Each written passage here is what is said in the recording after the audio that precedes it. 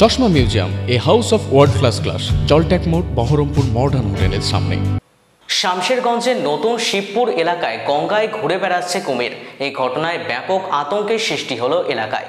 সকালে মাছ ধরতে গিয়ে মৎস্যজীবীদের চোখে পড়ে, এরপর কুমির দেখার জন্য নদীর ধারে ভিড় জমালো মানুষজন। কুমিরের এই আতঙ্কে মাছ ধরা থেকে বিরত থাকতে হয় মৎস্যজীবীদের।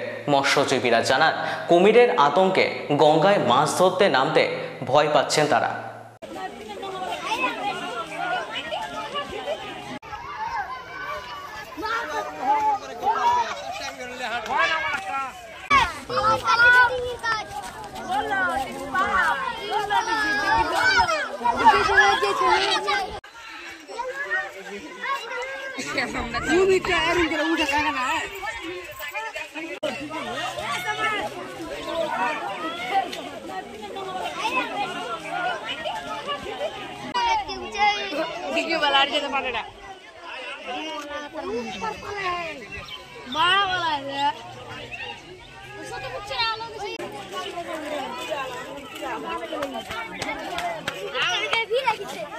সামনে দিকে উঠে গেছিল।